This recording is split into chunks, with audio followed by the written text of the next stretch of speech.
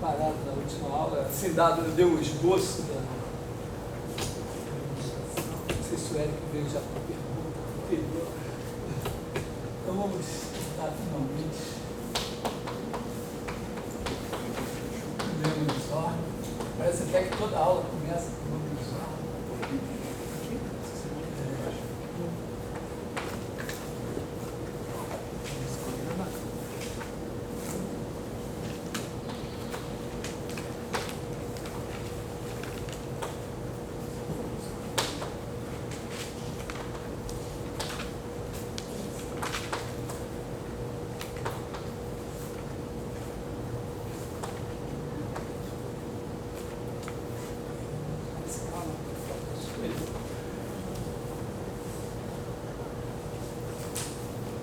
Então, tem um conjunto ordenado, toda cadeia tem cota superior.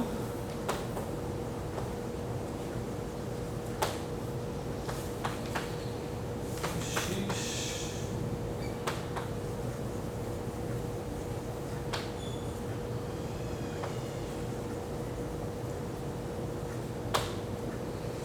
elemento maximal.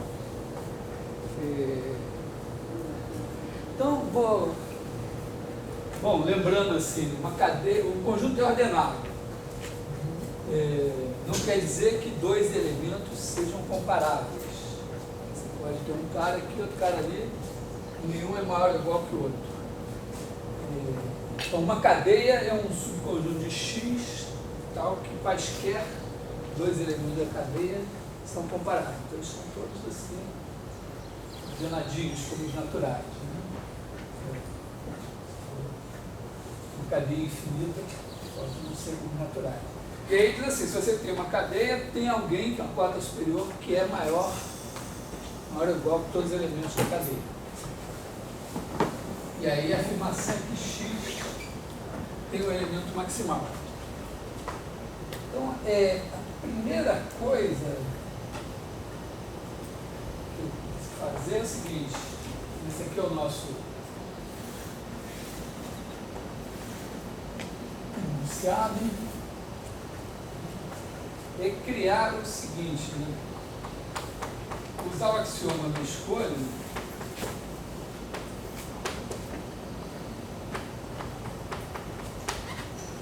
e fazer o seguinte, né? O axioma da escolha vai implicar o seguinte, a gente vai pegar C das cadeias em X. E aí a gente vai fazer o seguinte, existe uma F de C em X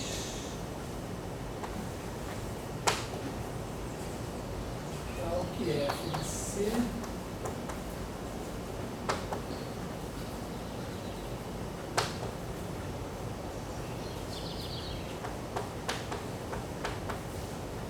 nós vamos escolher uma cota superior para cada cadeia.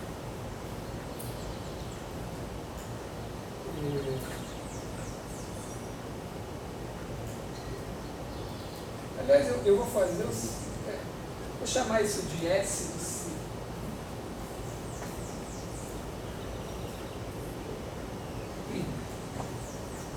N de maior. Vou dar N aqui. Então, M é um cara que é maior que todos os elementos da cadeia. E aí, dado uma cadeia, eu posso acrescentar M de C no final e eu tenho uma cadeia que tem o maior elemento. Então, vamos criar a F C em C, que é cada cadeia C, associa a cadeia C, união M de C. Repare o seguinte,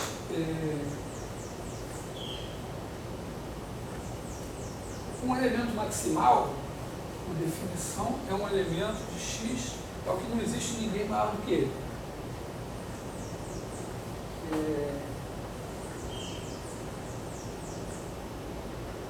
Então, Pode ser que, por outro lado, uma cota superior da cadeia pode pertencer à cadeia ou não. Mas eu poderia, se não existir, se X não tiver elemento maximal, eu pego o M de C, se ele estiver em C, tem um cara maior que ele ainda, que é uma outra cota superior de C. E essa aí não estaria em C. Legal? Mas eu peguei a cadeia. Aí tem um cara que é maior ou igual que todos os elementos da cadeia. Eu quero que ele não esteja na cadeia.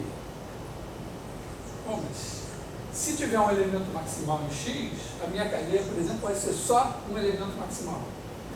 Só ele. Um deles. Pego um. Aí, isso é uma cadeia,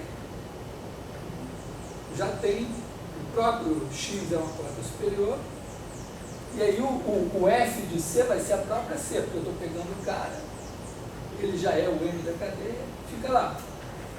Mas se eu disser não tem elemento maximal, toda vez que eu fizer isso aqui, se o M de C tivesse em C, eu podia ter pego uma outra cota superior maior ainda.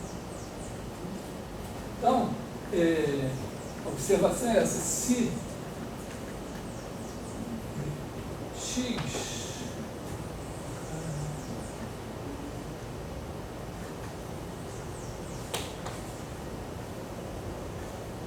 tem elemento maximal,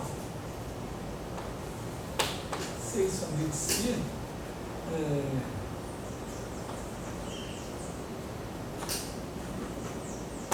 toda F assim construída existe C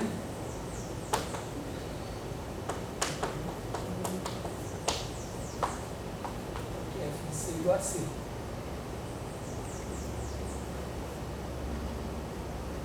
Porque, claro, se tiver elemento maximal, eu posso pegar uma cadeia só com elemento maximal, só com defino, faço a minha escolha de maneira que o M dessa cadeia seja o próprio cara, e aí essa cadeia vai ter F de C igual a C. Por outro lado, se não tiver elemento maximal, eu sempre posso escolher esse M de C de maneira que ele não pertença à cadeia. E aí F de C vai ser sempre diferente de C.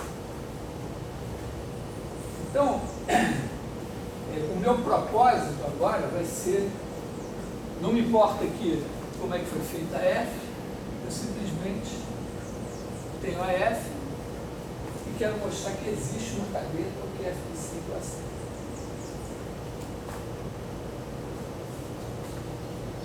Então, nosso propósito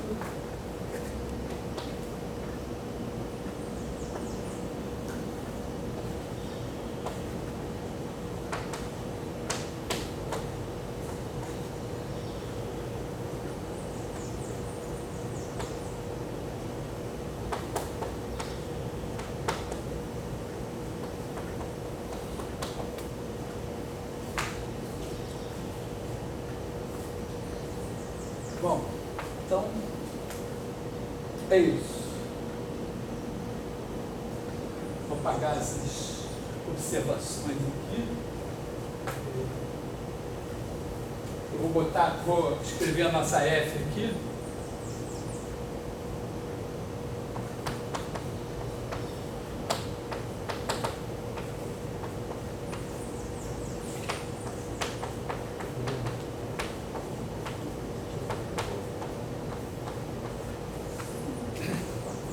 Quer dizer, a cadeia é um subconjunto de X. Isso aqui é outro subconjunto de X. Quando eu uno, eu tenho um subconjunto de X.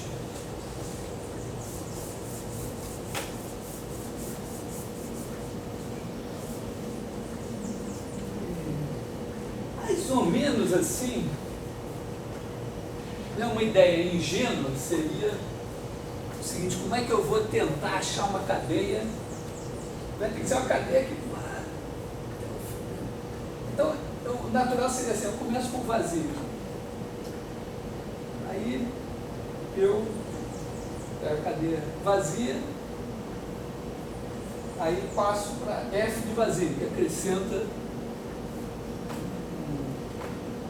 um elemento qualquer elemento de x certo. Ou seja, a f vai escolher o f do vazio vai ser qualquer. Aí eu tenho a cadeia que tem um elemento. Aí eu pego e acrescento o f dessa cadeia, outra cadeia, estou aumentando. Aí o f, vou fazendo f. Só que, quer dizer, com isso eu começaria com uma cadeia de 0 elementos, depois eu teria uma com 1 elemento, depois uma com 2, uma com 3, uma com 4. E isso, todas as cadeias que eu vou fazer tem um número finito de elementos. Então isso dificilmente vai dar certo assim. Mas, digamos que eu juntasse todas essas cadeias que eu tenho aqui assim. Eu ainda podia pegar isso e fazer a união dessas cadeias. É como se eu tivesse construído os naturais. Aí eu tenho o vazio, aí eu tenho o conjunto que só tem o vazio, aí eu tenho o vazio, o conjunto que só tem o vazio, e assim sucessivamente. Cada um, quer dizer, cada natural construído dessa maneira, ele contém os anteriores. Só que nenhum deles é o conjunto todo. Então a união disso tudo, vamos dizer, o conjunto de todos esses conjuntos aqui, eu teria os naturais. Então talvez eu pudesse fazer isso, porque eu estou construindo uma cadeia, a próxima contém ela, a próxima contém ela, a próxima contém, a próxima contém. Se eu fizer a união de todas, eu vou ter uma cadeia que vai conter todas as anteriores, maior. Aí não acabou, eu pego essa cadeia e pego o f dela. Quer dizer, ela, como ela é uma cadeia em x, ela tem uma cota superior, eu posso acrescentar essa cota superior. Depois, aí eu continuo, aí eu pego a cota superior da nova cadeia, a cota superior, a cota superior, a cota superior. Então, eu tenho duas maneiras de ir aumentando a minha cadeia. Eu estou tateando, estou procurando uma cadeia bem grande, na expectativa de que, no fim, o f dela tenha que ser ela, ou alguma coisa assim. Não sei muito bem. Mas tem duas maneiras de aumentar essa cadeia. Quer dizer, eu estou criando uma cadeia de cadeias, na verdade, né? Porque cada uma contém a anterior. E eu consigo aumentar pela f, porque se eu tenho uma dessas cadeias, o f dela serve para mim, aumenta. E eu posso também aumentar assim, eu tenho uma infinidade de cadeias, porque se eu tiver um conjunto finito de cadeiras, se eu tiver uma última, quando eu tenho a última, eu pego o f dela. Quando eu não tenho uma última, eu uno todas. E aí essa união de todas passa a ser a minha última. Maior. Então eu quero construir de alguma maneira, uma cadeia que tenha essas propriedades, né? Eu quero que eu quero vazio. Segundo, eu quero f de c. E terceiro, eu quero a união.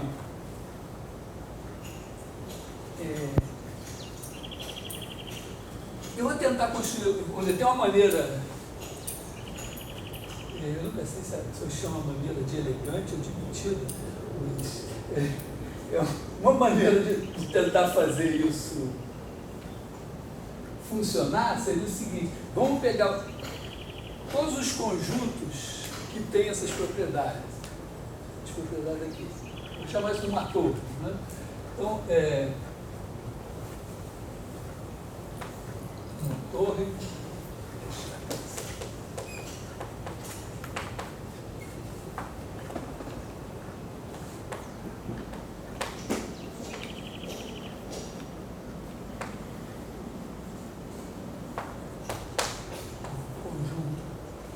De cadeias,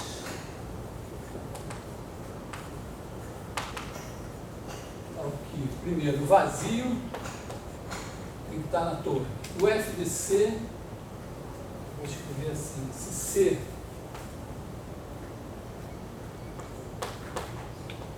está na torre, então o F de C está na torre. E se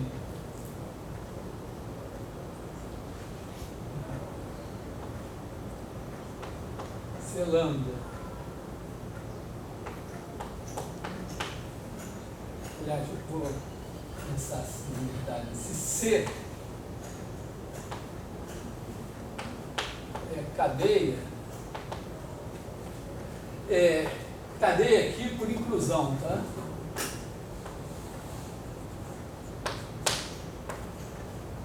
Porque um subconjunto de T é um conjunto de cadeias. Uma cadeia é um conjunto totalmente ordenado de elementos de X. Aí eu digo que uma cadeia é maior que a outra se ela contém a outra. Mais caramba. Então, isso aqui, se isso é uma cadeia, então a união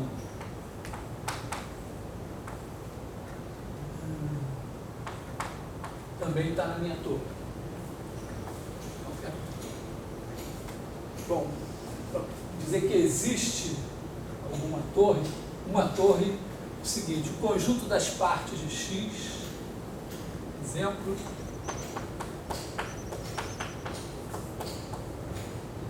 das partes de X, não, mas o conjunto de todas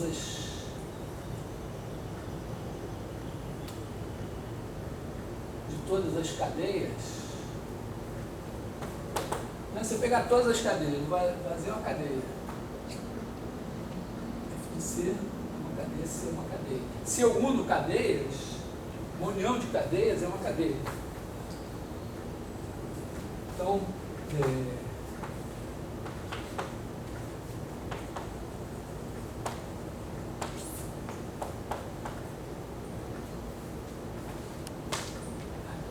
todas as cadeias, só que eu estou querendo, quer dizer, eu estou querendo uma cadeia que tenha essas propriedades, uma cadeia de cadeias. Eu podia pegar a cadeia de cadeias e tentar achar a maior delas, só tem um problema, o seguinte, existem torres que não são cadeias, por exemplo, o conjunto de todas as cadeias em X, não tem por que ser uma cadeia, porque eu posso ter uma cadeia, X, como X não é totalmente ordenado, né, eu posso ter um subconjunto aqui de conjuntos que estão em fila, vamos dizer assim, uma cadeia está em fila. Posso ter outra fila aqui, uma não se juntar com a outra. Né? Então, nem toda torre é uma cadeia.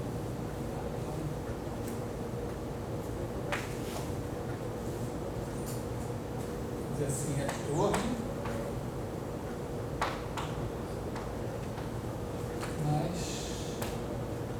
não é cadeia.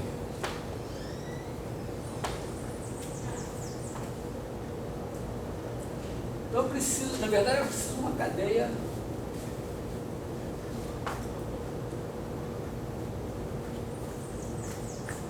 que tenha essas propriedades. A expectativa é o seguinte, né? É que se eu tivesse sido minimalista, e qual era a ideia no começo? Era começar com vazio, né? Pegava cadeia vazia, aí criava uma nova cadeia que é F de vazio, aumentou, aí F de vazio, F de F. Estou criando uma cadeia de cadeias, aí eu crio uma cadeia de cadeias do tamanho dos naturais, aí eu pego a união, aí eu aumento, vou aumentando, isso deveria dar certo. Essa daí deve ser a menor, deveria ser a menor torre, porque claramente não dá para ter essas propriedades sem conter esses caras. Né? Você tem o vazio, tem F de vazio, tem F de vazio, tem F de vazio e tal. Se você criou todos esses caras, a união tá, aí é F. Então, a minha ideia inicial, na verdade, era a menor das torres. E a ideia de pegar, como é que eu pego a menor das torres? Eu pego a interseção de todas elas.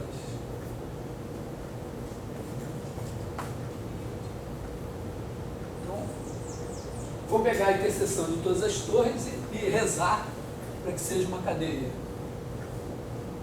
Quer dizer, pego aqui, pego tal zero igual a interseção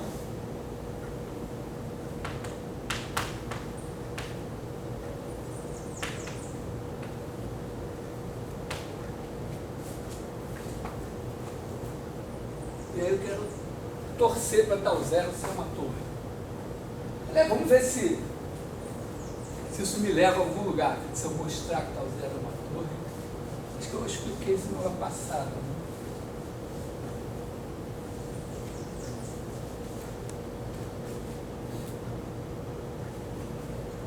Suponhamos que tal zero seja uma cadeia, né?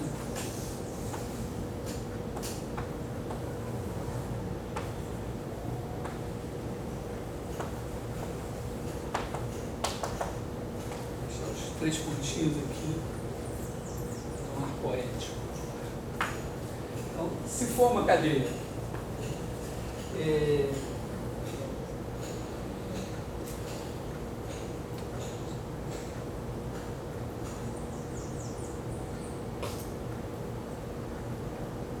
bom, em princípio, primeira observação é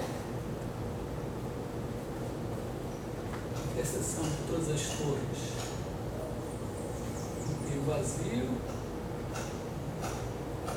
tem o cara que está em todas as torres, então F dele também tem todas as torres. Se você tiver uma cadeia de interseção das torres, então ela está em cada uma das torres. Então a união está em cada uma das torres, então está na interseção. Então tal zero é uma torre. É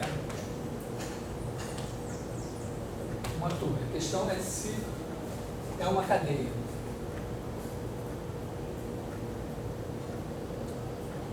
Bom, se é uma cadeia,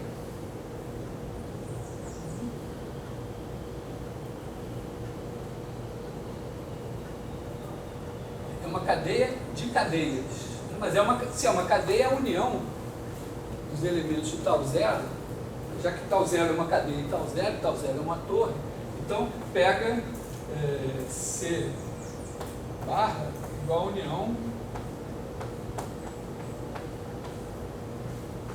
tal zero está contido em tal zero, é uma cadeia, estou supondo que é uma cadeia, então isso está em tal zero. Então esse cara tem tal zero.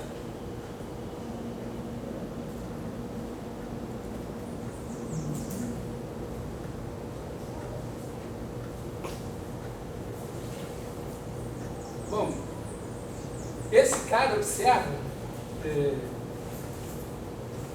contém todas as cadeias em tal zero, né? Então, primeira coisa, C barra, C está em tal zero, é uma cadeia, então entrou, que é C.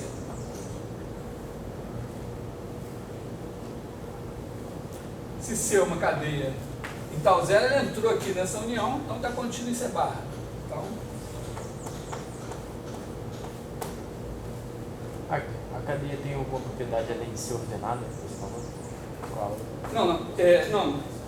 Ela só é ordenada. Só tem que observar que nós temos duas categorias de cadeias aí. A primeira categoria são as cadeias em X. Então são elementos de X que formam um certo conjunto que é totalmente ordenado em X. Agora eu pego esses conjuntos que são cadeias, são subconjuntos de X, e ordeno por inclusão. Aí eu posso ter uma cadeia de cadeias. E aí é ordenado por inclusão, totalmente ordenado. Então, eu supus que o tal zero seja uma cadeia de cadeias, pelas propriedades de torre, o tal zero é uma torre, a união dos elementos de tal zero também está em tal zero, esse cara aqui está em tal zero. Então, qualquer elemento de tal zero está contido em C barra. Agora, o problema é o seguinte, C barra está em tal zero. Então, C barra está em tal zero, então F de C barra está em tal zero. Ora, isso implica que F de C barra está contido em C barra. Só que F de C barra sempre contém C barra. Então são iguais.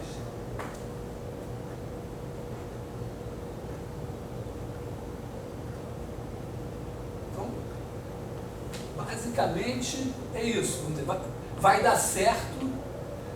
Quer dizer, a ideia de começar com vazio e aumentando, criar a maior cadeia de cadeias que a gente puder. Uma maneira de fazer isso seria pegar as torres e pegar a interseção de todas as torres. Então, o único problema é mostrar que esse bicho aí é uma cadeia, já que tem torres que não são cadeias. Então, o nosso problema agora passa a ser mostrar que a interseção de todas as torres é uma cadeia. Então, o passo final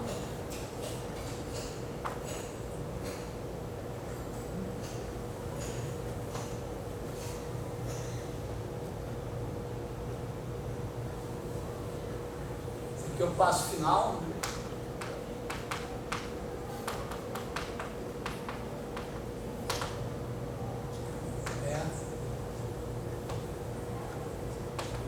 Uma cadeia. Consegui mostrar esse espacinho aqui.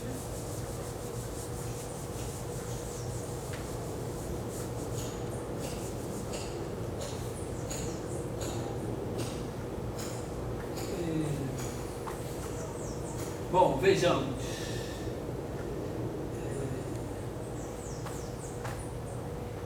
Para mostrar que é uma cadeia, eu preciso mostrar que dois elementos quaisquer, um está contido no outro, o outro está contido no um.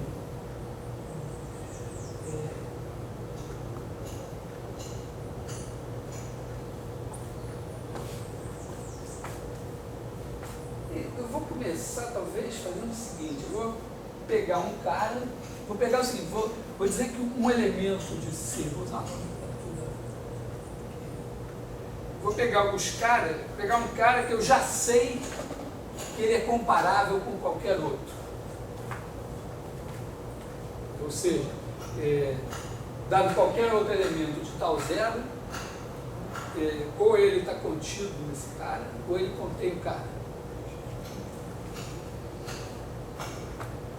Então vamos considerar, vamos dizer assim, seja C uma cadeia em tal zero comparável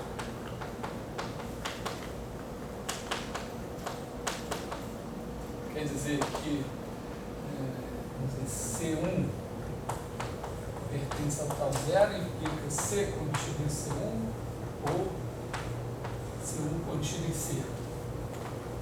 Tem que saber quem é C e quem é contido aqui.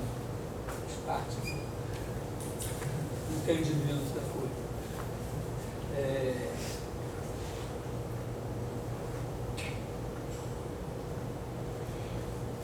Tem uma coisa que deve ser verdade. Tem uma certa expectativa, é o seguinte, é que quando você tem um cara, você tem um elemento em tal zero, se tal zero for aquele cara que ele estava pensando no começo, ele só aumenta você acrescentando a ele o F, quer dizer, você acrescentando a ele o elemento M dele. Né? Quer dizer, você tem uma cadeia, basicamente, o próximo é o F dela. Não deve ter ninguém entre ela e o F dela. Nem ninguém, vamos dizer, não deve ter nenhuma maneira, você chegou até um certo ponto, você só deve poder continuar aquilo pegando o M e acrescentando, ou seja, pegando o F. Então, dado uma cadeia, se você está no C, você só aumenta passando para o F de C. Então deve acontecer o seguinte, imagina que você tem aqui uma cadeia, vou representar a C assim. Se você tiver uma D que contém C e não é C, ela já tem que conter o F de C aqui, ó.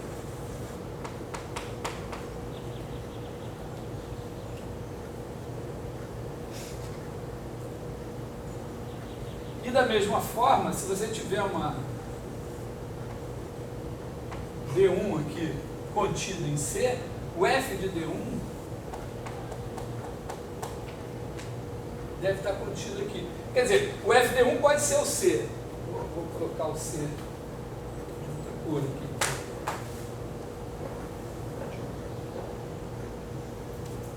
O C está aqui. Então você pega o F, se o D contém o C e não é o C, o mínimo que o D pode ser é o próprio F de C.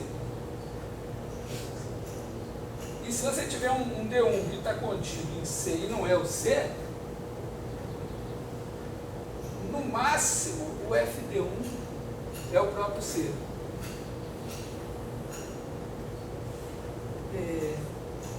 Então, isso deve ser verdade. Quer dizer, vamos dizer, quero provar o seguinte, lembra, né?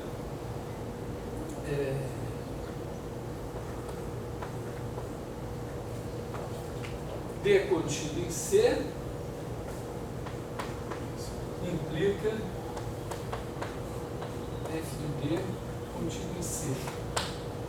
C contido em D implica F de C contido em D. Eu acho que isso deve ser verdade.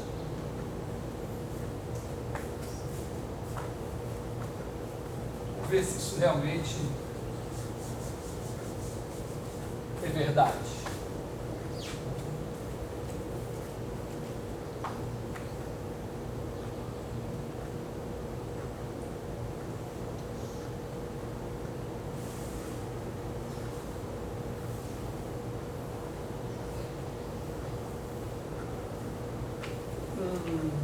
Vou provar isso.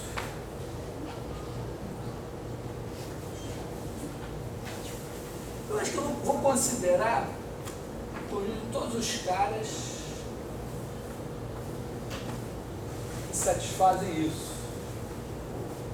Imagina que eu considero os caras de tal zero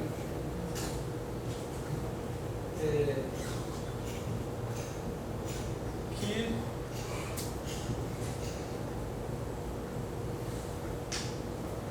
o F dele está contido em C. Será que eu poderia fazer assim, fazer uma torre de tal igual ao conjunto dos D pertencentes a tal zero traz que F de D contido em C união conjunto dos D pertencentes a tal zero tal que C F de C contido em D e o próprio C. D tem que ser diferente do C, mas é uma consciência própria. Eu acho que se for igual. É por isso que eu estou incluindo o C. Não, mas D é diferente do C. Assim, D contido, assim, no enunciado aqui. Espero que dê certo.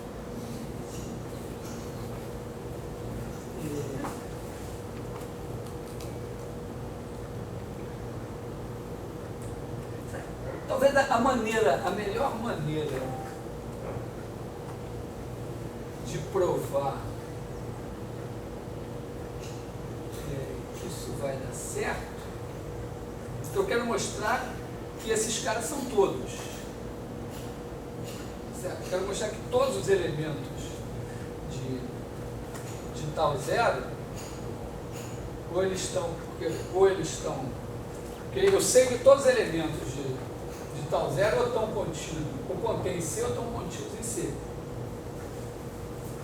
Agora eu quero mostrar que, na verdade, o cara que está contido em C, na verdade, o F dele já está contido em C. Se ele não for o C.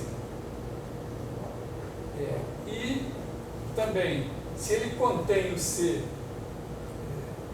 mas ele não é o C, então o F de C tem que estar contido nele. Então eu quero mostrar que isso aqui são todos. Uma maneira de mostrar que são todos seria mostrar que isso é uma torre. Porque como tal zero está contido em todas as torres, tal zero estaria contido aqui. Ele resolveu. Então deixa eu ver. Talvez eu tenha... bom, o vazio deve dar, né? Porque se o F do vazio só tem um elemento.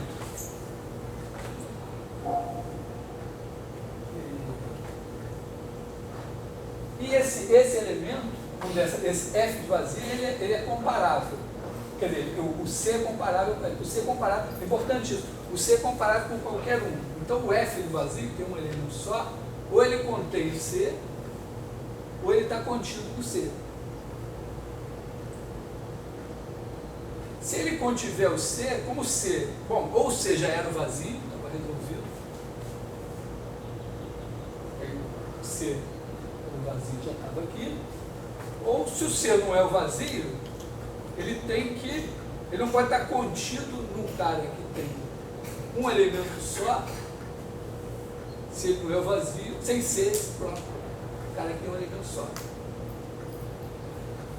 Então, primeiro, vamos dizer, isso aqui está legal. Agora, imagina que você tem um cara aqui. Bom, está aqui. Então, bom, primeira coisa, se o F de C estiver contido nele, é claro que o F de C está contido no F dele, que é maior ainda. E não tem problema. Agora, se o F dele está contido em C,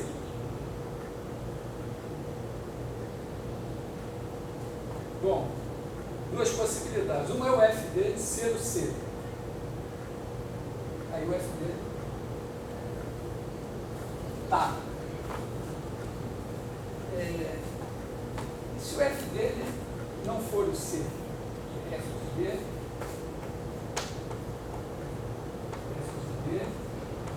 contido para diferentes do C.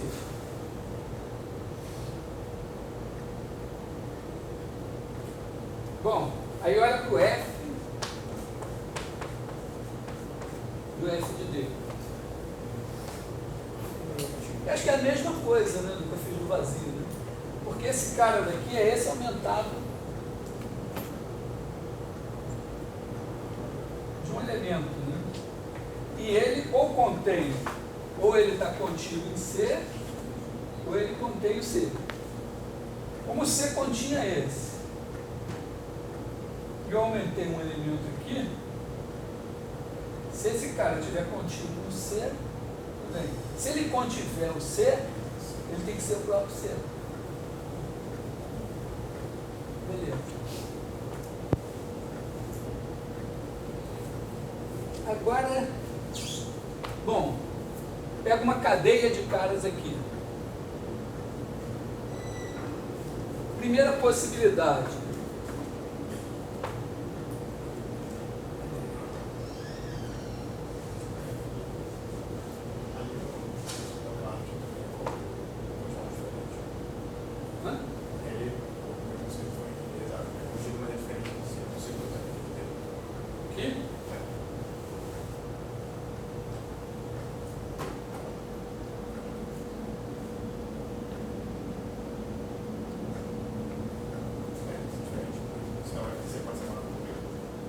interface entre C contínuo.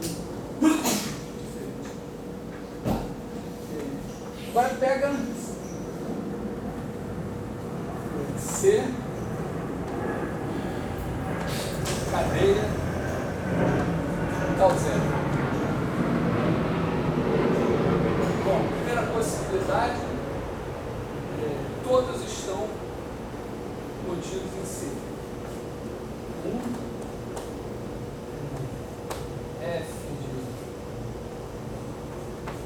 de D contínuo em C para todo D nessa cadeia.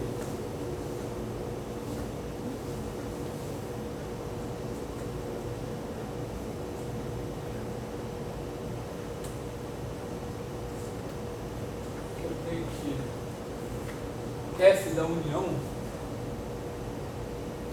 Bom, primeira coisa que eu sei é que a união dos Ds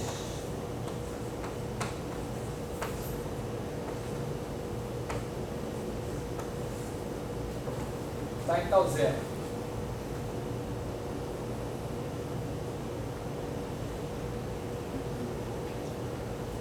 E também, será que a F desse cara?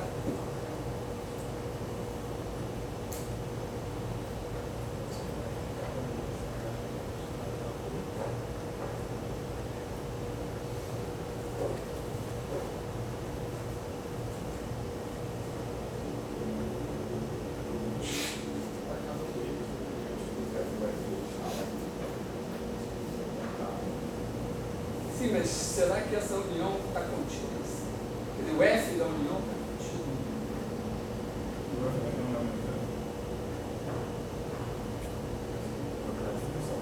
contínua? Na verdade, quer dizer, a F da união dos D pertencentes a C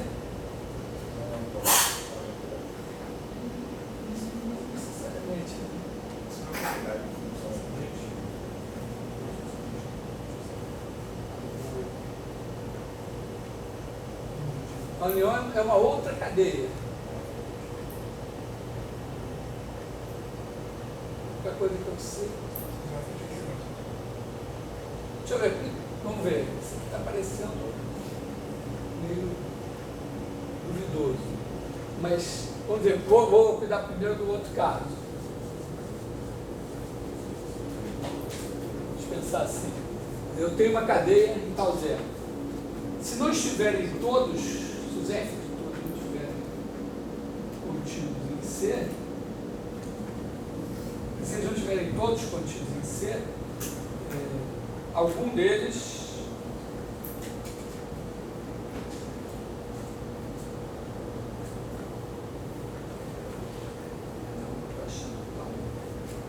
será que essa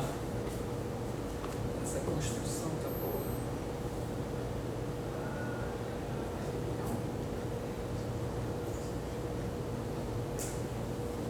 Bom, vamos pensar assim, ou todos estão contidos em C, como C cadeia em tal zero. Então, digamos que D, C barra igual a união de D pertencentes a C de D. Então, a primeira possibilidade é que C barra, quer dizer, que todos esses caras estejam contidos em C. A segunda possibilidade é que algum deles não esteja contido em C. E se algum D não estiver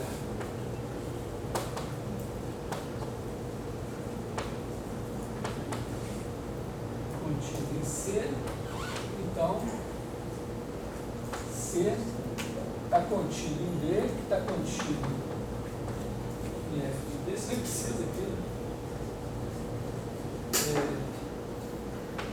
Aí C está contido na união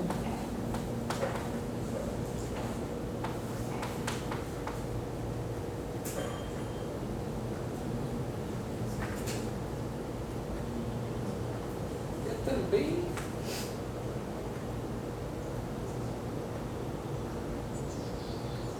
E esse cara daqui está contido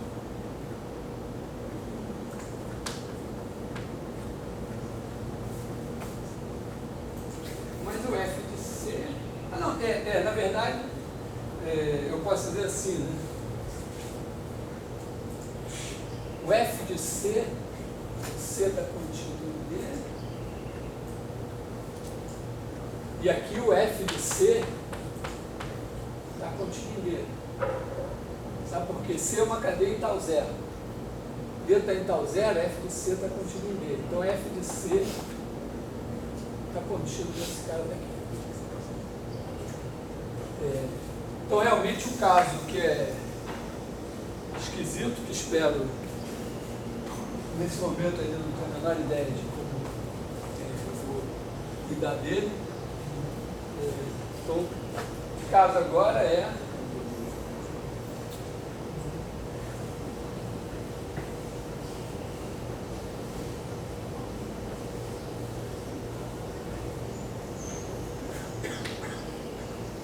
lidar com isso aqui.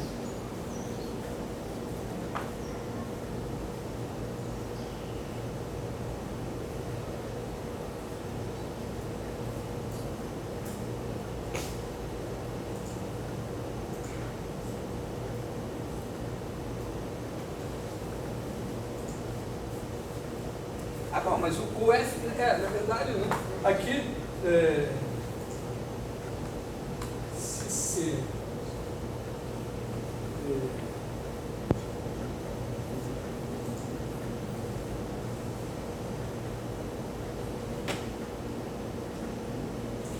peraí, na realidade,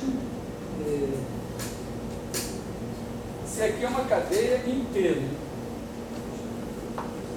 se é uma cadeia inteira, então na verdade quando eu digo C, poderia separar em dois casos. O primeiro caso seria F de B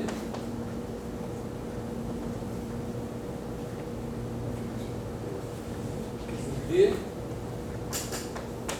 contido em F de B contido em C para todo D.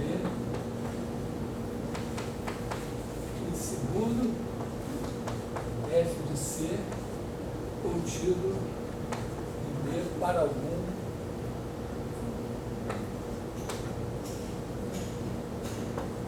Então, nesse caso aqui, nesse F de C está contido em D para algum D, então F de C contido na união dos Ds. E D contido em F de C. Tá? Então, isso aqui implica que a união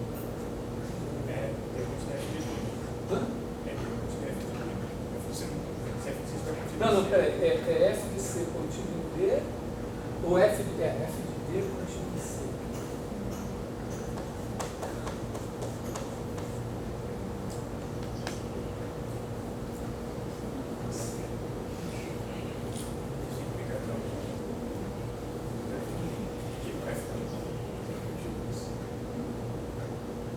Isso aqui.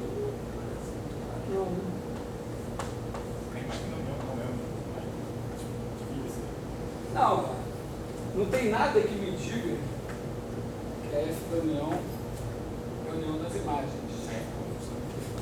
São propriedades de funções. Hã? São propriedades de funções.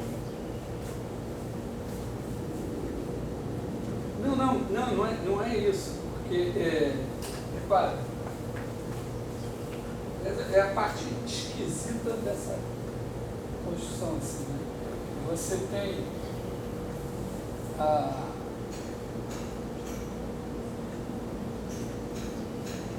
você tem uma cadeia.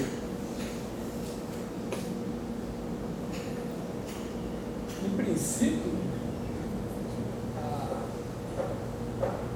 você tem uma cadeia contínua em outra cadeia.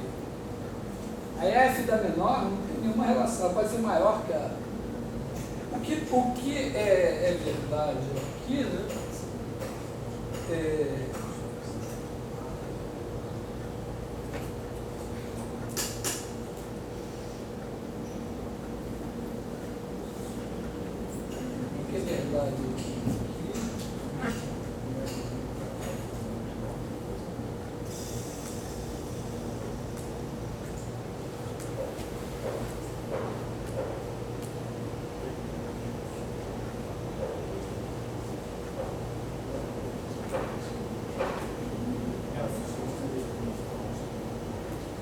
Tá, então a pergunta é essa, se f de C contido em D... A F não é pelo menos contida, né?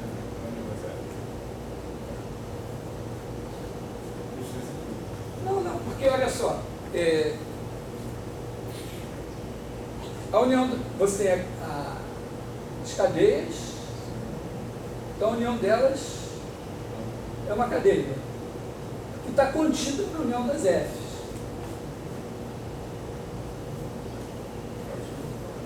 Hã? Esse cara F está contido, se é a união dos F, está contido de C. Isso é tal. Hã? O F de C está contido em D para algum D. Então, F de C está contido na união das Ds. Hã? Ah, da de cima? Tá. F de D contido em C para todo D.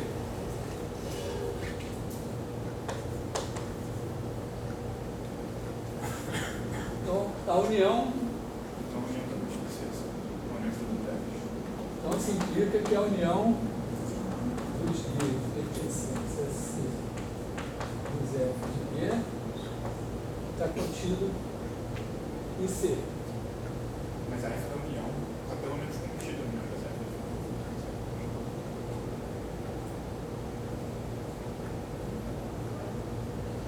Bem, a união, aqui o que a gente tem é a união dos D pertencentes a C das D, está contido na união de acordo, cada um aqui está contido. Agora, o problema é que isso é uma cadeia, está contido nessa. O F dessa cadeia não necessariamente está contido. Tem que estar contido nessa ou na F dessa. Agora, talvez a gente possa usar, é o mesmo truque, talvez. Né? Eu não entendi porque o F da união de D não está contido na F esfera. É porque é o seguinte, olha, você tem... O que a F faz? Ela pega cada cadeia, vamos pensar assim nos naturais, né? Pega a cadeia dos 10 primeiros, vamos pensar os naturais de 1, né? Números de 1 a 10. Isso é uma cadeia. Aí a F pega uma cota superior dessa cadeia, por exemplo, 11. Ela foi construída assim, né? Eu peguei lá todas as cotas, todos os números maiores que 10, escolhi um ao acaso, pode ser 11. Aí eu pego outra cadeia contida nessa, por exemplo, 2, 4, 6, 8, 10. É outra cadeia. Quando eu construí essa N, portanto a F, eu não impus nenhuma restrição.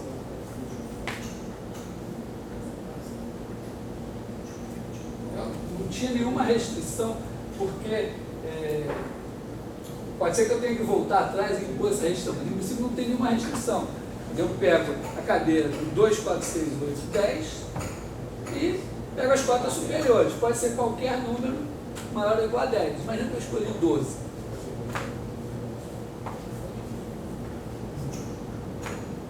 Então, a minha cadeia 2, 4, 6, 8 e 10 está contida no 1, 2, 3, 4, 5, 6, 7, 8, 9, 10, só que o F dela tem o 12 que não está na outra. Não sei se eu vou ter que reformular a minha construção para impor isso. Eu nem sei se eu posso. Repara, não seria simples. Você teria que garantir que seria menor que cota superior. Mas aí quem garante que existe a menor cota superior? Quem garante que eu vou conseguir fazer isso? Então, não sei. Vamos ver se aqui, de alguma maneira, a gente consegue resolver isso. Esse cara daqui,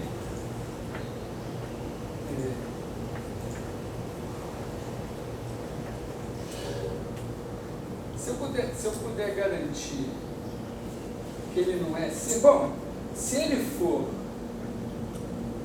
for C, O meu problema é pegar uma cadeia inteira e mostrar que a união está inteira. Se for C, está resolvido, porque o C está inteiro. Se não for o C, é porque o C é um pouquinho maior. Será que ele vai conter o F desse cara? Aí eu uso que o C é comparável. Se eu pegar o F desse cara daqui, agora imagina isso aqui, né? Vamos então fechar nesse último caso aqui. Imagina que união, né? C é uma cadeia, união dos D pertencentes a C está contido em C,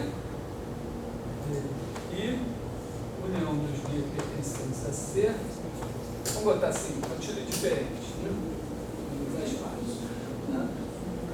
Acontece o seguinte, né? Acontece o seguinte, F da união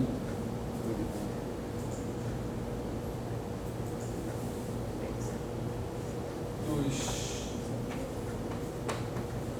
D pertencentes a C pertence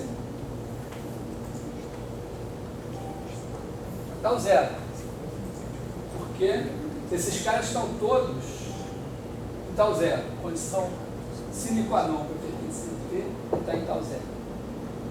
Tal zero é uma torre. Então a união está em tal zero e a F da união está em tal zero. Então acho que vale o mesmo argumento que eu já usei antes, né? Esse cara daqui é esse aumentado de um elemento. Só que esse cara daqui, ou ele está contido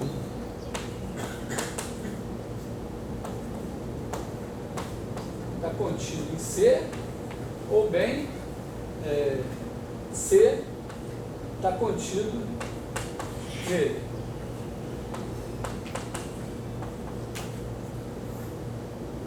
Agora, ele é esse mais um elemento.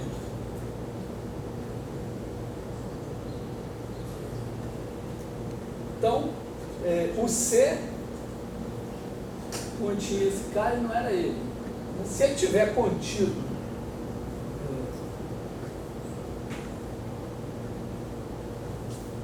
nesse cara daqui, que aumentou só um elemento, ele tem que ser o próprio.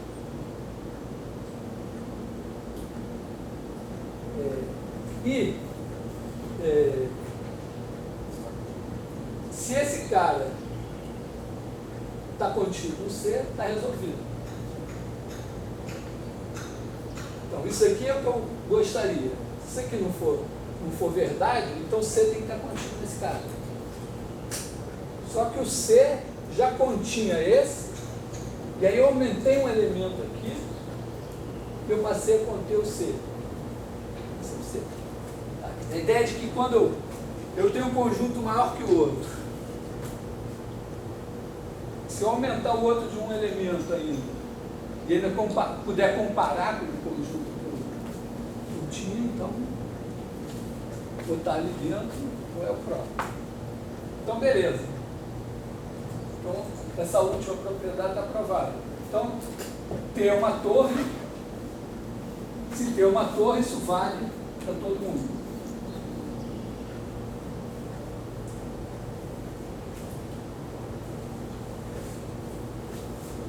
Muito bem.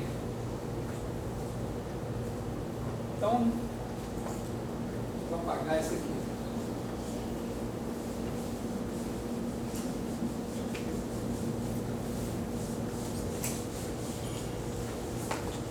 Para que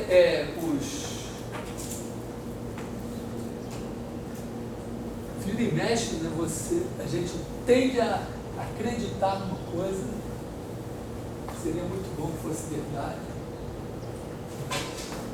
talvez não seja. Geralmente as provas erradas se acreditam. Bom,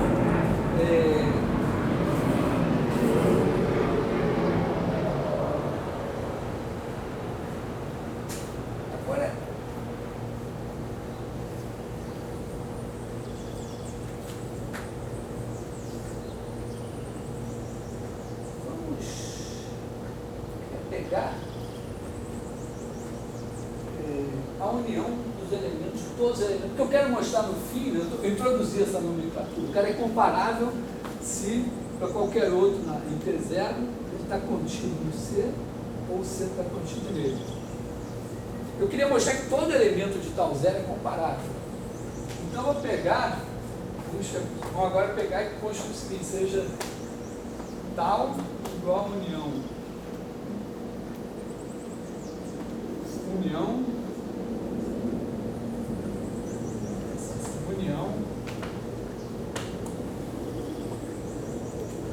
não, né? O conjunto dos comparáveis.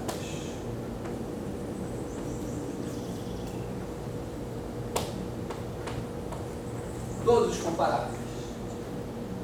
E se eu mostrar que todos os comparáveis formam uma torre, então tal zero está contido em todas as torres, a união desse conjunto de todos os comparáveis vai ter que ser tal zero. Bom, começar mais fácil, né? O vazio sempre está contido em qualquer elemento. Tal zero então é sempre comparável. Então, está resolvido. Agora, se um cara é comparável, será que o F dele é comparável? Deve estar aqui, né? Está aqui no lema, né? Quer dizer, imagina que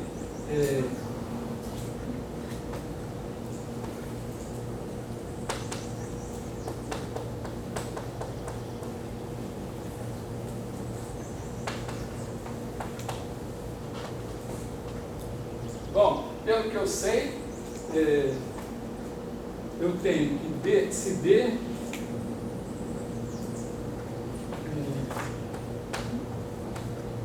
pertence a tal zero, então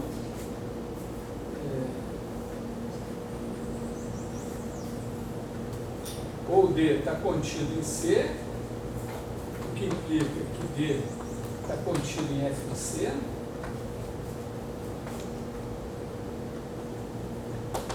Ou isso, ou então C está contido em D. Bom, vamos supor aqui que esse C é diferente do C que eu estou considerando.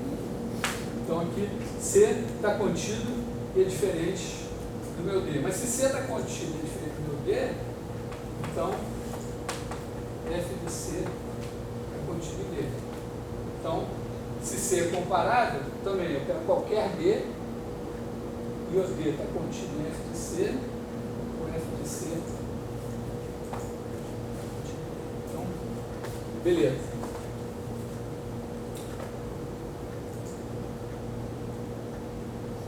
E se C for uma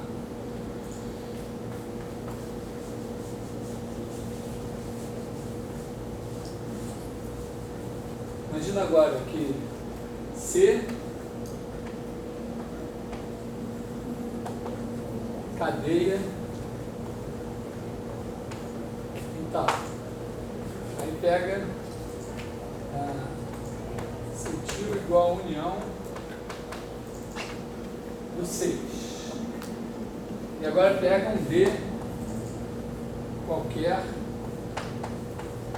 tal zero. Eu quero saber que se cetil é comparável com D. Bom, se D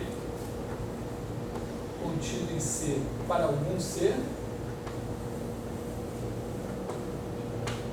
então D está contido na união.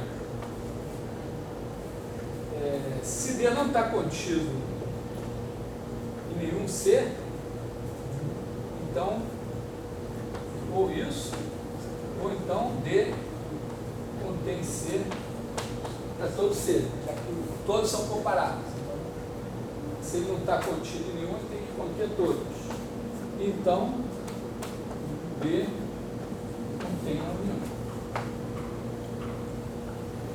Então, os comparáveis são todos, porque eles formam uma torre, tal zero é a interseção de todas as torres, então os comparáveis são todos. Então tal zero é uma torre, que a gente queria.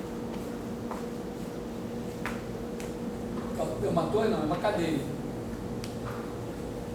Então a cadeia justamente, né, é um conjunto, no caso aqui, né?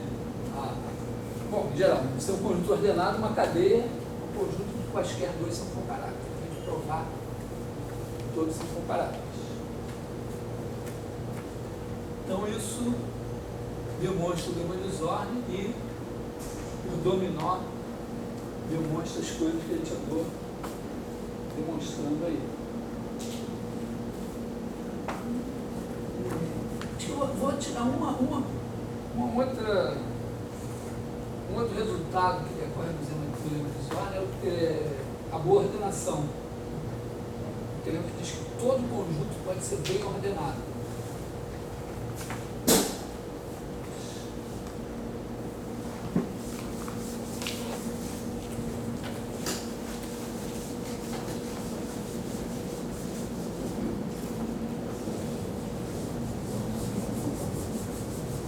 Uma coisa que eu não estou fazendo,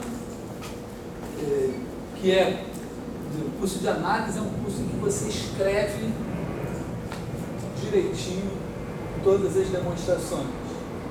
Eu não estou fazendo isso, mas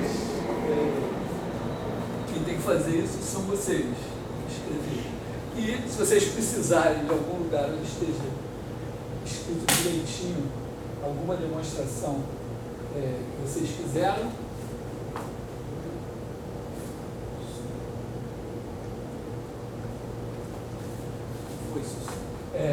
se vocês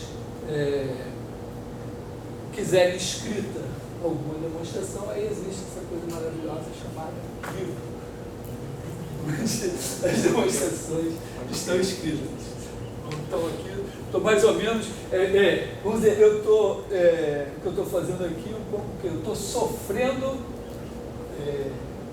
o processo de fazer a demonstração diante de vocês. Como eu não trouxe ela escrita, nem decorei, vê que no caminho eu tropeço, vejo uma certa coisa daí no meu, eu gostaria que fosse, mas não é. Então, na hora que você escreve, você já resolveu tudo isso, você escreve tudo. Bom, então boa ordenação.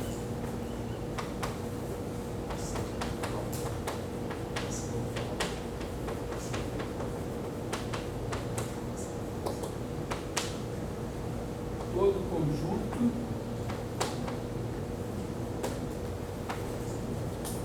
pode ser bem ordenado. Uma boa ordem é uma ordem em que todo conjunto não vazio tem um primeiro elemento, um menor elemento. E aí a ideia é o que? Você pega o conjunto X e pega os subconjuntos de X que podem ser bem ordenados.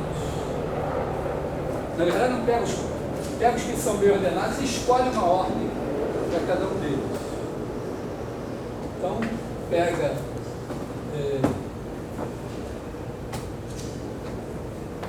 A.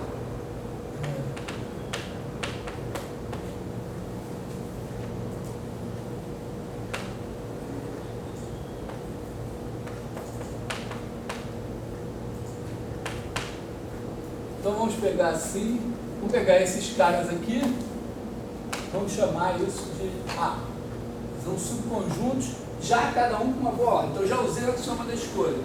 Porque se existe uma boa ordem, tá, eu posso escolher uma para cada um. Agora, eu vou ordenar esses caras por inclusão. A primeira ideia é a seguinte, né? Eu pego dois conjuntos ordenados, X, e digo que um é menor ou igual, vamos ver, poderia pensar assim, A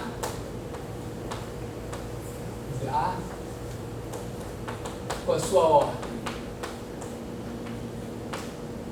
menor ou igual que o B com a sua ordem, deveria significar A contido em B e a ordem de A também está contida na ordem de B. Isso aqui é uma relação, quer dizer, mas dizendo em português mais claro, né?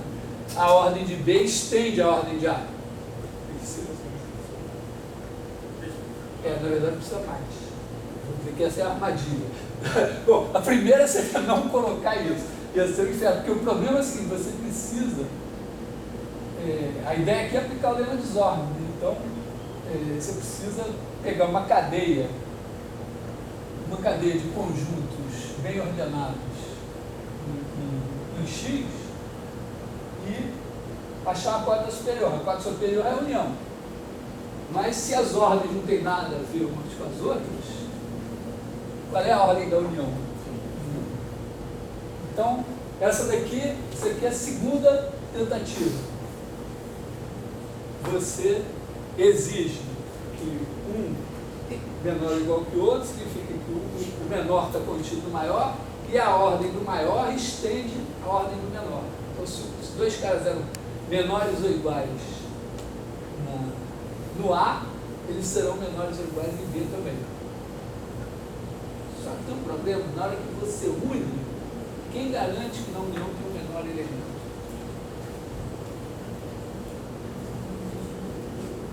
Sentiu o problema? Você pega conjuntos bem ordenados. Pega os intervalos N infinito com N inteiro.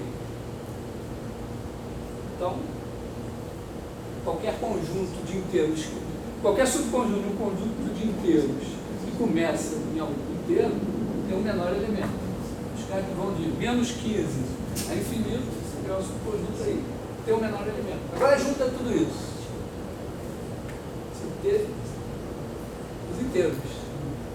A ordem dos inteiros, não tem menor elemento.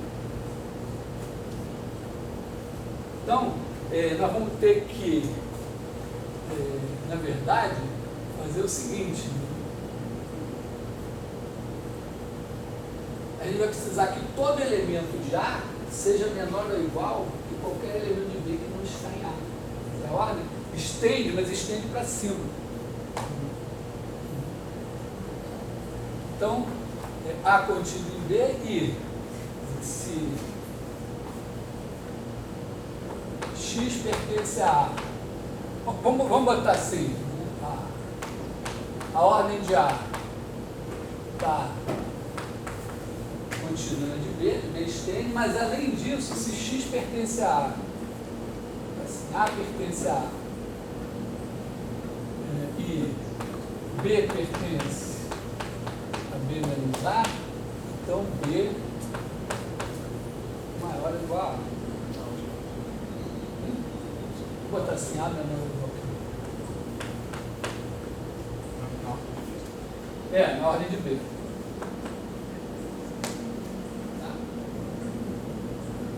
Agora, acho que vai dar certo. Porque agora, se você pegar uma cadeia, pega a união. Então, agora pega C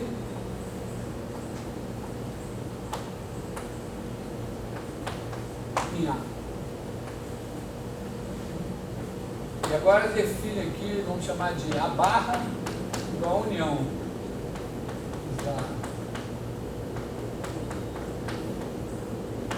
Usados. Unir os conjuntos com a ordem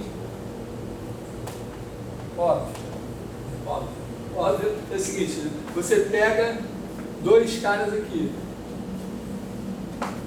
É claro que um está contido, pega assim, A1 e A2 pertencentes a barra. Então, existe A1 e A2 pertencentes a C, tais que A1 pertence a A1 e A2 pertence a A2. Aí, como é uma cadeia, um está contido no outro.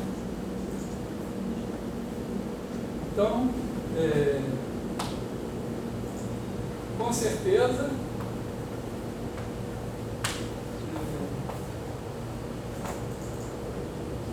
A igual a união a 2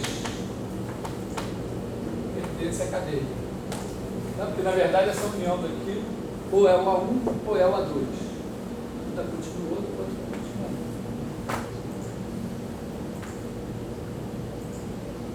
Então, diga que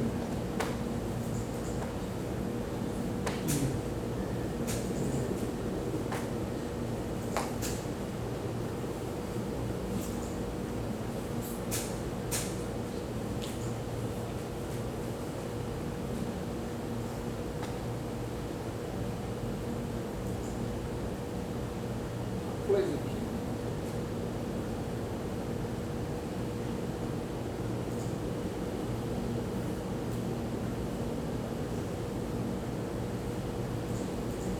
Uma coisa aqui que eu acho que está errado no meu raciocínio. Estou dizendo assim, uma coisa natural é dizer isso aqui. Que A1 menor ou igual que A2 em A barra, se A1 menor ou igual em A que A2. Tá, beleza, definir a ordem. Mas é que eu tinha tomado já os caras das suas boas ordens. Quem garante que essa ordem. Não tinha pensado nisso. Quem garante que essa ordem na união no A barra é a sua ordem original?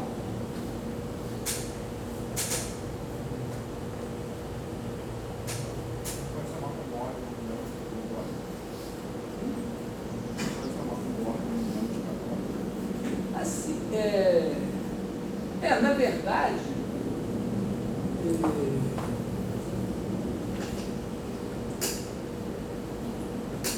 que eu fiz aqui, eu acho que eu não isso aqui, esse conjunto aqui é maior, talvez, do que parece.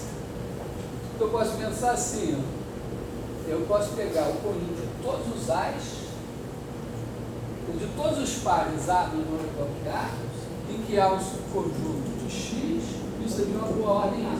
Então, isso aqui, na verdade, tem para cada A todas as possíveis boas ordens de A. Então, essa daqui é uma ordem possível nesse caso. Se eu mostrar que ela é uma boa ordem, então esse cara estará aqui, será uma cota superior. Entendeu? Na demonstração do mesmo desordem, eu peguei cada conjunto tinha uma quadra superior, cada cadeia tinha uma quadra superior. Então eu peguei para cada cadeia, escolhi uma quadra superior e chamei, e aí chamei a cadeia que era a minha cadeia original acrescida daquela quadra superior escolhida de F da cadeia. Então ela estava bem escolhido ali. Agora, isso aqui não está dizendo que eu estou para cada A escolhendo uma única ordem. Pegando A, pegando todos os possíveis pares em que há um subconjunto X, isso é uma ordem. Então, um mesmo conjunto, se ele tiver infinitos elementos, ele tem, com certeza, infinitas ordens, infinitas boas ordens. Claro que você pega os elementos do conjunto e permuta, muda a ordem, conforme aquela permutação. Bom, então, beleza. Então essa é a minha ordem em A. Tá. Em A barra. É uma boa ordem? Eu digo que é uma boa ordem pelo seguinte. Imagina que você tem um subconjunto de A barra. Quero saber se tem um menor elemento. Quando o subconjunto não vazia. Aí, pega um elemento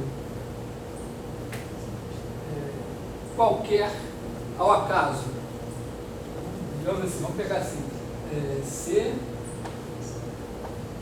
contido na barra. Pega um certo A em C. Bom, tá certo que se esse cara não for o menor elemento de A barra, o menor elemento tem que estar abaixo dele. Bom, tome A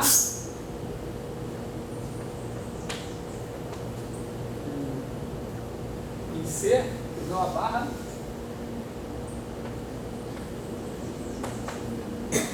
tal que A pertence a. E agora considere o menor elemento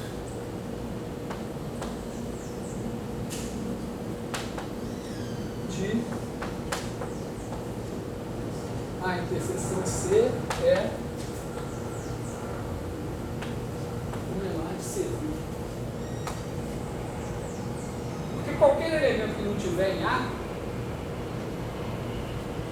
ele está em algum dos outros, isso aqui é uma cadeia, então ele está em algum outro elemento da cadeia que não é o A, mas esse elemento vai ter que conter o A, e se o cara não está em A, ele é maior que todos os elementos de A, então é maior do que o menor elemento de A na interseção C. Baixa isso.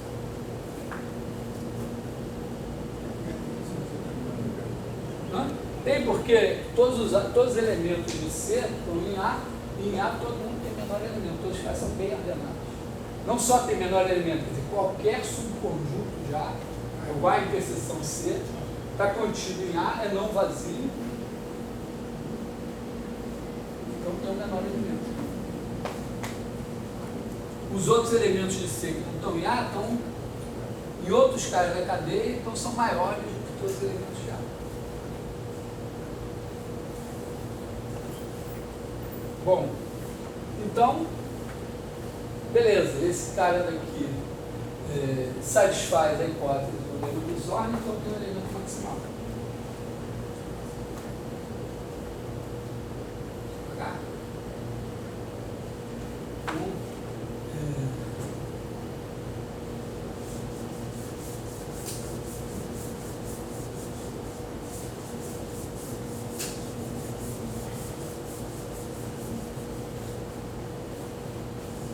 Pega y menor ou igual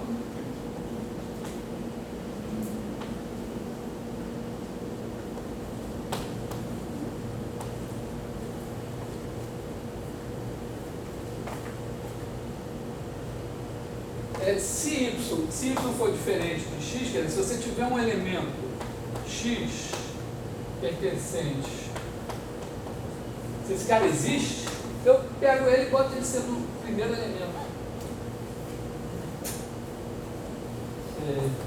Defino ordem em y união x fazendo x ser mínimo.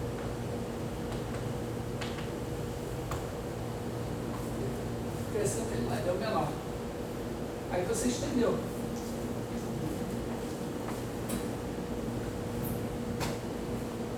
Você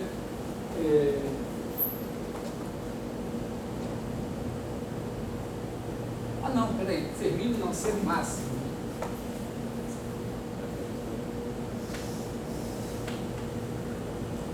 Ele tem que estender a ordem de y. Então todo elemento de y tem que ser menor do que x. Isso é uma boa ordem. Bom, se você pegar um subconjunto, o primeiro está bem ordenado, está totalmente ordenado, você pegar um subconjunto não vazio, ou é só o x, ele é o menor elemento, ou contém algum elemento de y, e aí a interseção com y tem um menor elemento que você pode elevar x também. É resolvido. Então, se esse maximal não for o conjunto todo, eu ainda posso estender a ordem. todo conjunto pode ser bem ordenado. Só que sempre atenção, a não ser assim, no caso dos naturais, que funciona, né? Em geral, se você pegar um conjunto, você tem uma ordem, mesmo total, ele normalmente não é bem ordenado. Meios inteiros, quer dizer, se você pegar um subconjunto limitado inferior a meios inteiros, tudo bem. Mas fora isso, diário, fracionário. Vamos lá.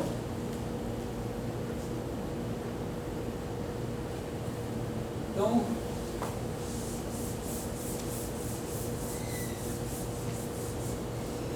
onde que a gente vai usar essas coisas todas fazendo parte da nossa cultura? Agora tem umas coisinhas que a gente... Assim, a gente definiu as operações, né? A gente definiu as operações números cardinais, assim, cardinalidade de x mais a cardinalidade de y, entre aspas, igual a cardinalidade de x união y, supondo x e y disjuntos.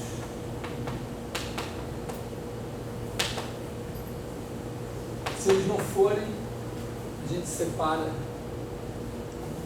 A cardinalidade de x vezes a cardinalidade de y é igual a cardinalidade de x cartesiano y.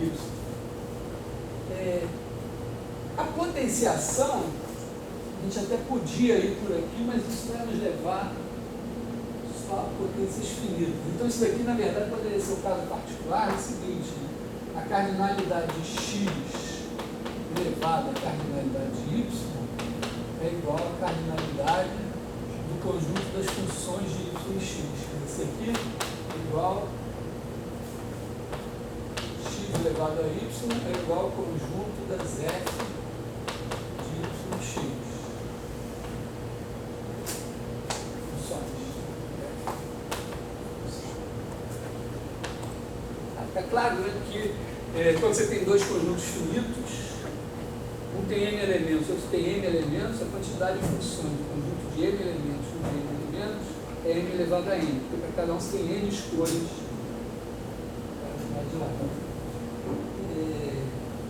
Então, o grande resultado que a gente provou foi que x infinito implica que a cardinalidade de x dizendo x é igual à cardinalidade de x.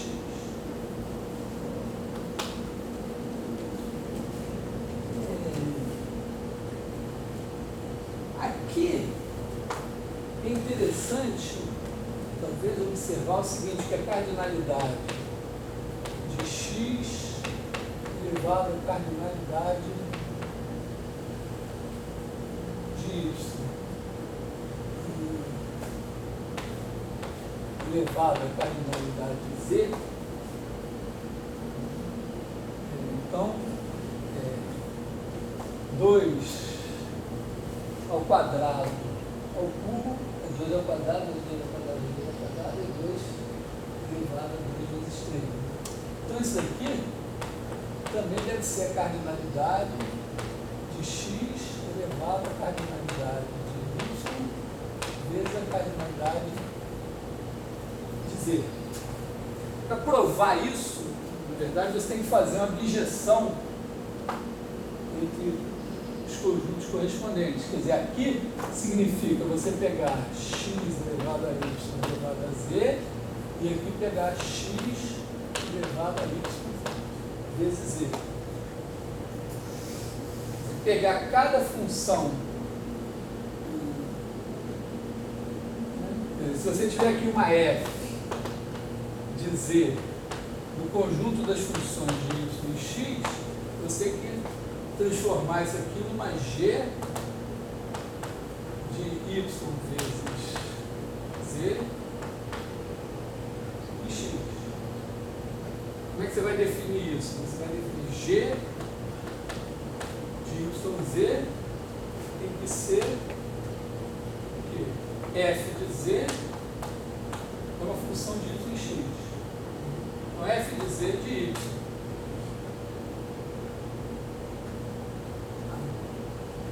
E aí prova que isso é uma bijeção. Exercício, isso é uma bijeção. Primeira, a definição óbvia. Provando isso, a gente tem algumas coisas. Então aqui a gente tem x, a cardinalidade de x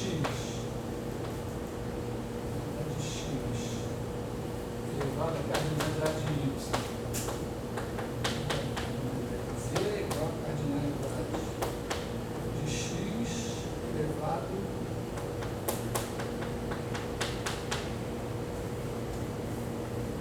entenderam aqui a ideia?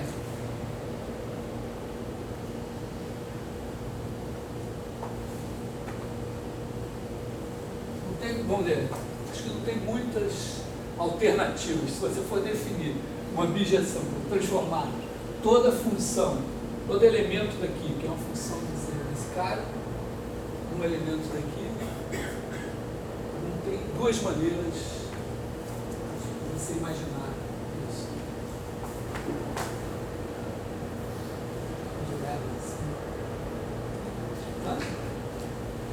Porque o que você vai fazer? Olha só, você pegou um cara daqui, é uma função de z. Eu quero que é uma função de y vezes z, do par ordenado y. Agora eu pego essa função de z, ela ainda se aplica no y e produz um x. Agora eu quero pegar um y no z e produzir um x. Então eu pego o z, faço o f de z. O que é f de z? F de z é uma função de y e x. Então eu posso pegar o f de z de y, isso me dá um x. Agora, isso passa a ser uma função de YZ. Eu diria assim, como eu sou uma pessoa muito religiosa, eu tenho muita fé que tem que ser isso.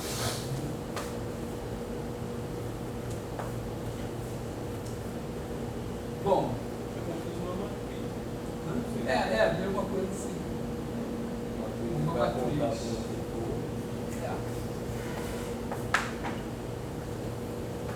Bom, com isso, repara, dá para provar umas coisas engraçadas.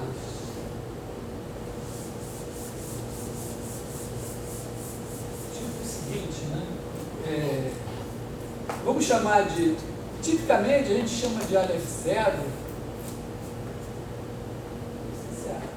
É uma função... Bom, eu vou fazer uma coisa meio híbrida, mas isso aqui é igual a cardinalidade de N. Ele chama de outra cor de A, sei lá. C igual a cardinalidade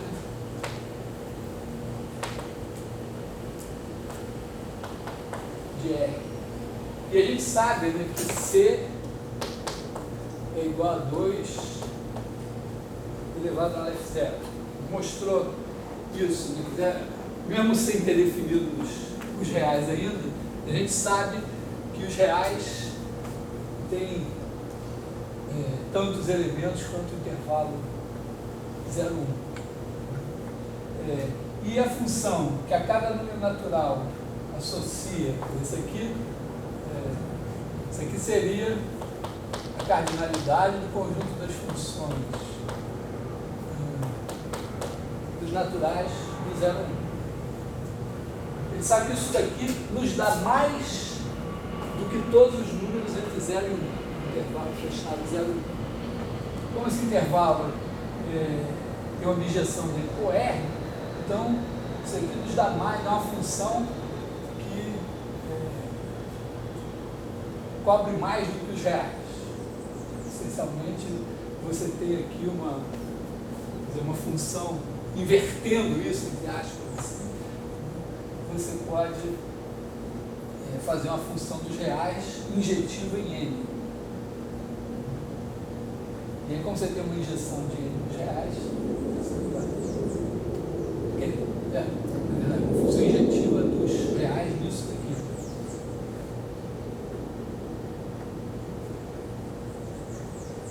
Bom, mas então, a gente já sabe, né? A gente sabe que C, cardinalidade de, vamos dizer, de C vezes C é igual a C. É isso daqui.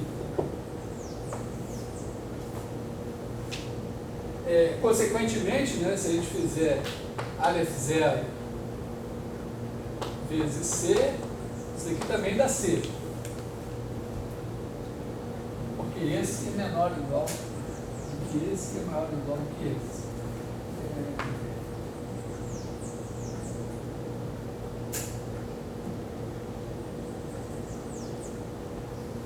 Por outro lado, repara, por exemplo, olha só, já não é tão simples assim, né? C, imagina C elevado a Aleph 0, quer dizer, conjunto de todas as funções dos naturais dos reais. Você pode escrever assim, né? Isso aqui é 2 elevado a Aleph 0 elevado a Aleph 0, que é 2 elevado a Aleph 0 vezes Aleph 0, só que esse vezes ele é ele mesmo. Então isso aqui é 2 elevado a Aleph 0, que é igual a C.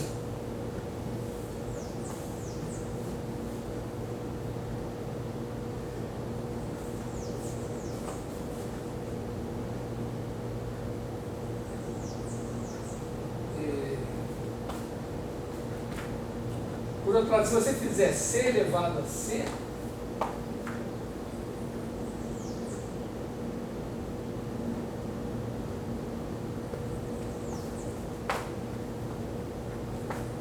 esse aqui vai dar, bom, pelo menos você pode dizer assim, isso é 2 elevado a Aleph 0 elevado a C, que é igual a 2 Aleph 0 vezes C, que é igual a 2 elevado a C.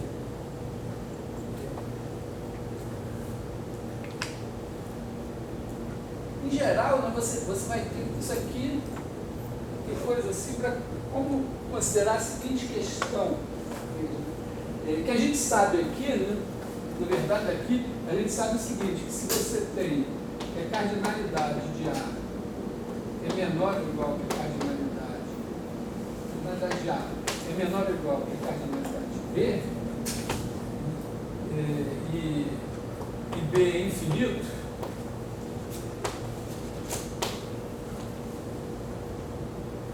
então você vai ter que a cardinalidade de A mais a cardinalidade de B é igual a cardinalidade de B. Não importa que isso A é finito ou infinito. E que a cardinalidade de A vezes B, como ela é menor ou igual que a cardinalidade de B vezes B, ela é igual a cardinalidade de B. Quer dizer, na soma do produto ganha o maior.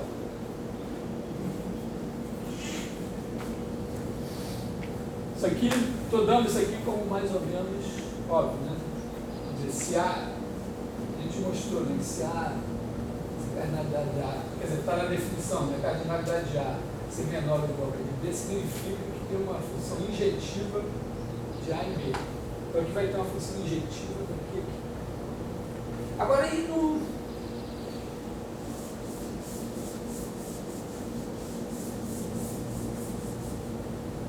A gente provou que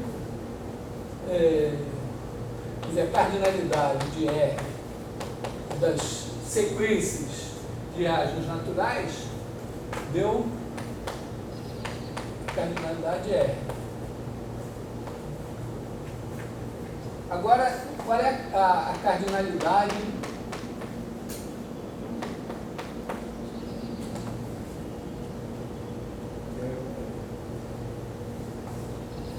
isso aqui vai dar, deu R, né? Aliás, a gente provou, qual que a gente provou? Primeiro a gente provou esse aqui. Não, esse aqui ele também provou, não? Não provou, mas isso aqui é o quê? A gente escreve 2, comecei aqui. Hã? Ah, não, desculpa. Aqui, vou dizer, N elevado a R. Né? Bom, a gente já sabe o seguinte, né? Com certeza isso aqui é menor ou igual, é maior ou igual, a quantidade de 2 elevado a R, que é a quantidade do conjunto das partes de R, que é maior do que de R. Mas, o que a gente pode... a gente pode dizer alguma coisa aqui?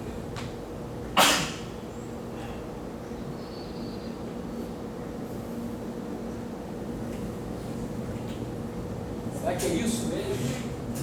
Ou, de uma maneira geral, vamos considerar assim, se A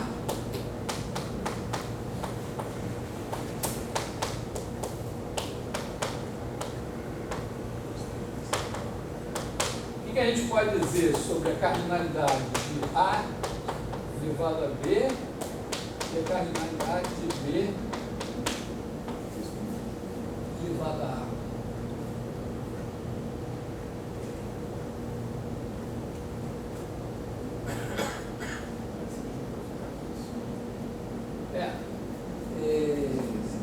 Mas a gente usou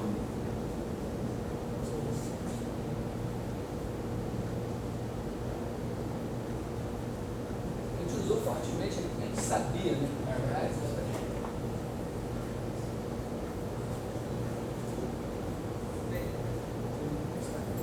Quem será maior? Bom, como é que é no caso finito? Quem é maior? 2 ao cubo ou 3 ao quadrado? Bom, 3 ao quadrado. Sempre funciona.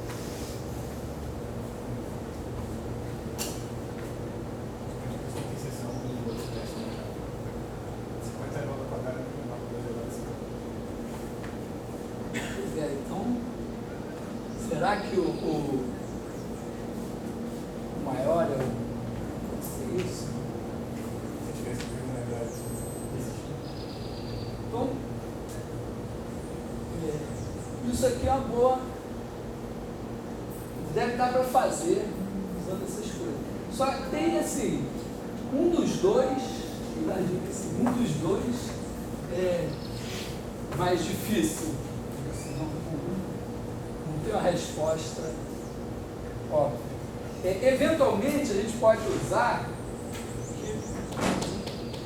a hipótese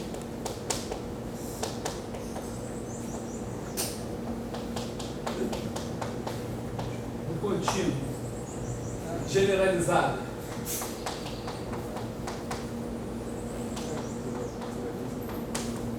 Já comentei com vocês, a hipótese contínua é a seguinte: você sabe que tem um conjunto dos naturais e os reais formam, essencialmente, são um conjunto das partes dos naturais. E que um é menor que o outro. Já provou isso. A hipótese contínua era vamos dizer, a conjectura de que não haveria nenhum conjunto maior que dos naturais e menor que dos reais. E a hipótese contínua generalizada seria de que, dado um conjunto qualquer, infinito, não tem ninguém entre ele e o conjunto das partes dele, em termos de tamanho. Revelou-se que essa hipótese contínua, ela tem que ser introduzida como um axioma, não tem como demonstrar os axiomas que a gente tem. Então, digamos que a gente aceite isso, né? Que se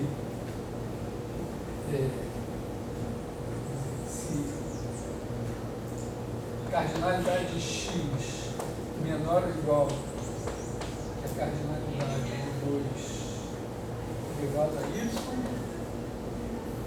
quer dizer assim, menor de x, então isso implica que a cardinalidade de x é menor ou igual a y infinito.